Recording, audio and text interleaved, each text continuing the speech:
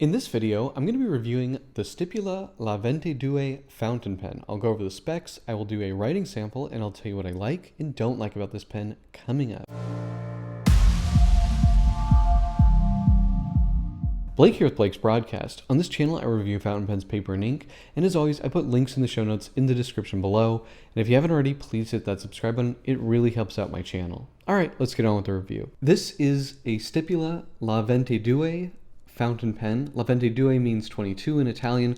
I was not able to find why it's called La Ventidue. I didn't see any explanation of that on the product pages that I looked at. If you guys know, please let me know.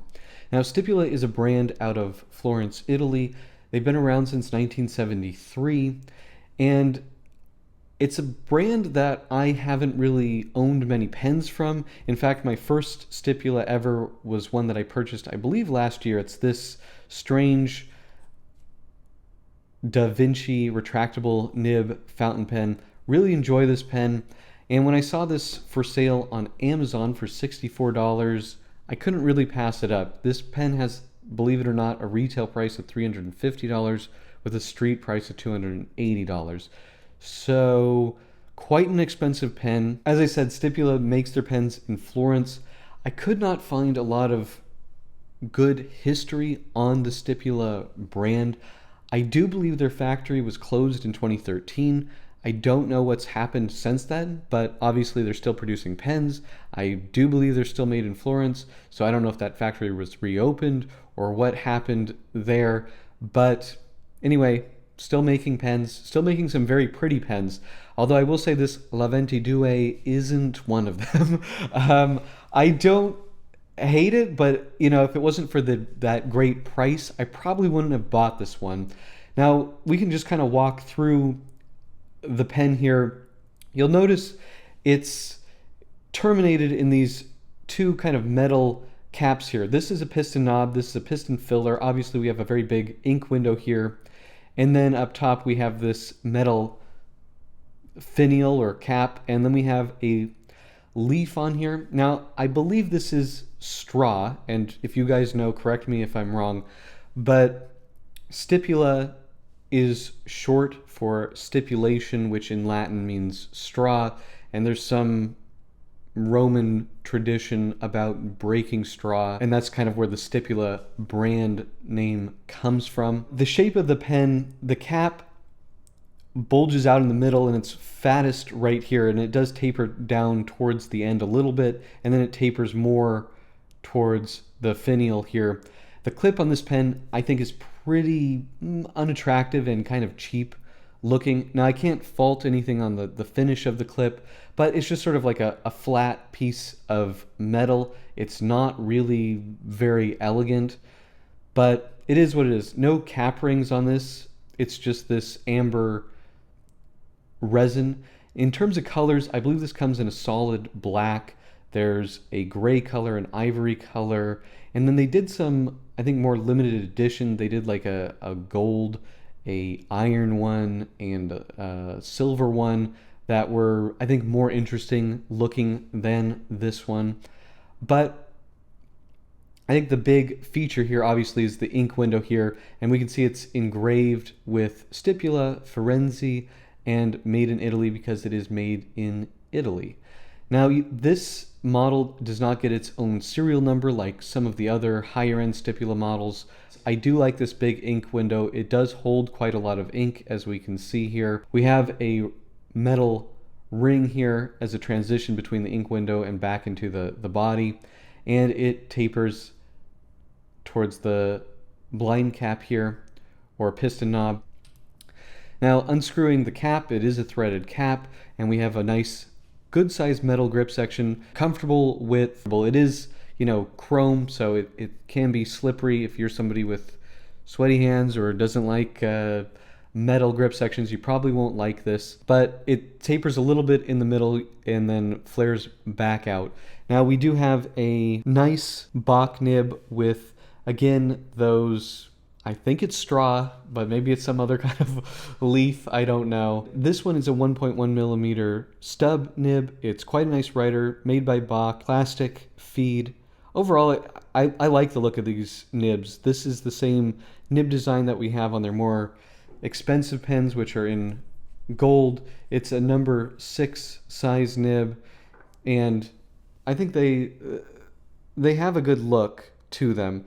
Neither of these are the two-tone one, which I think is probably the prettiest version. Big piston filler here. It's nice to see that mechanism. You just twist this knob and the big plunger comes down here and draws up ink into the body. It does post relatively securely. It does get a little bit top heavy because there is a decent amount of metal in there, and if you look inside the cap, you can see there's metal towards the end of it there, so it does have some weight to it. Now let's do some measurements. The length, it's about 132 capped, and uncapped roughly 123, 124. So it's a shorter pen. Posted, it doesn't post very far down, but it is relatively secure.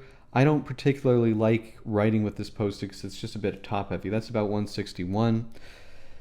Now in terms of the barrel width, about 13 millimeters. Let's go down here because this does get, yeah, we're still about 13. There's a little bit of a dip down into the ink window from the actual body material. So now in terms of the grip section, go kind of at the middle here, 10 millimeters, nice size grip section, very comfortable, I think. We'll do some size comparisons. Now here it is against a Stipula Etruria. This is for sure an oversized pen, so it looks quite a bit small compared to that. Here it is with a Aurora Optima. Now the Aurora Optima is a fatter pen. I do find the size of the Aurora Optima to be a little bit more comfortable, but they're pretty close. And here it is with a 3776 and a Curidas. So I think it's fair to say that it's a full-size pen. I think because when I got it I ordered it with this one, and it just looked tiny compared to this huge oversized pen. So 40 grams or 41 grams almost, and it's pretty close to full. 26.7 grams uncapped. So those metal components are definitely present. I don't like it posted, but it does post securely. Overall, I've enjoyed this pen. It does write nicely. Not the best looking thing, but for $64, I think it's a pretty nice pen. I'm going to be doing the writing sample on a Papermind Mitsubishi bank paper notebook. These notebooks are really excellent with fountain pens, and for Blake's Broadcasts viewers and subscribers, you can get 10% off with code BB10 at checkout. This is the Stipula La Ventidue. La Ventidue. Ventidue. And this is a 1.1 millimeter stub. And this is Colorverse Morning Star, I believe.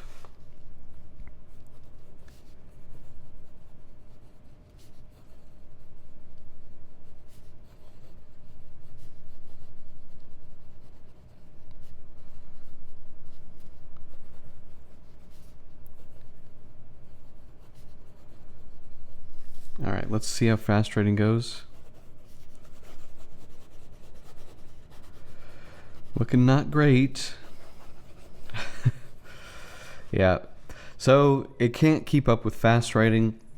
That has been kind of consistent with my experience with the Stipula Etruria that I reviewed. I still think that it's a nice writer. Normal use, I don't have any issues really with skipping.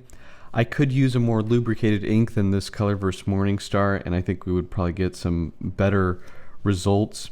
Now you do have some nice line variation because it is a stub, but boy, it's skipping. Yeah, it doesn't like... These Stipula pens, or at least the steel nib ones, do not seem to like fast writing. Reverse writing is kind of pointless on a stub nib, but it can do it, it seems. Overall, I've been happy with the way that this pen writes. It's quite a comfortable pen. In normal use, I haven't really been experiencing too many issues with skipping, but it definitely does not like fast writing. So what are my pros and cons for the Stipula La Ventidue fountain pen? Well, I do like the big ink window that we get here. I like the 1.1 millimeter stub Bock nib. I think it is quite a nice writing pen.